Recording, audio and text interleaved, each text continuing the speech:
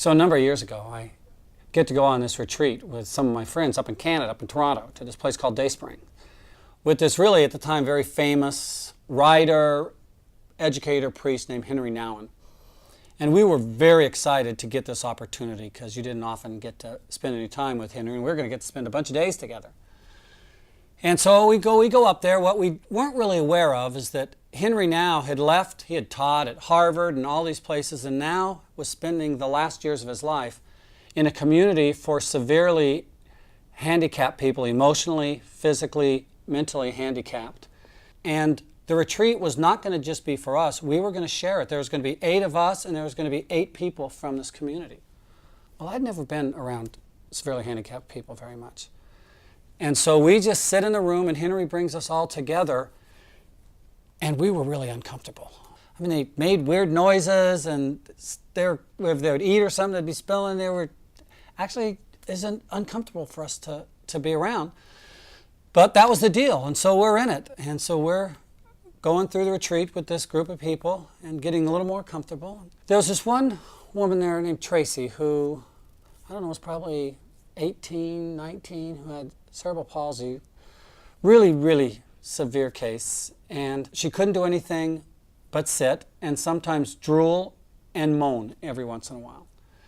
And she would just sit in the room, and she had a caretaker who sat behind her and so beautifully cared for her. Tracy would lean onto her caretaker, who put a handkerchief around her mouth so she could wipe her drool off, and would just make sure she was comfortable. And she was so in tune with Tracy that she could tell when she was listening, excited, or moved by something just by the way her body was moving. Well, it was hard to be around Tracy for us because, like I say, we hadn't been around anyone like that before.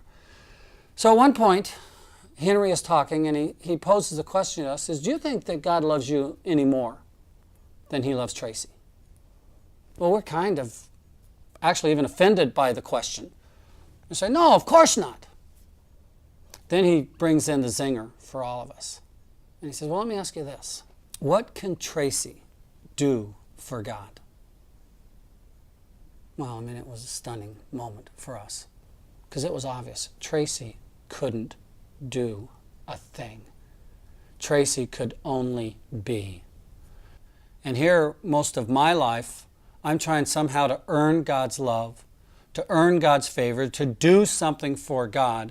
And I was face to face with this person who God loves simply because he created her. She is his beloved. Tracy can't do anything for God, and God loves her dearly.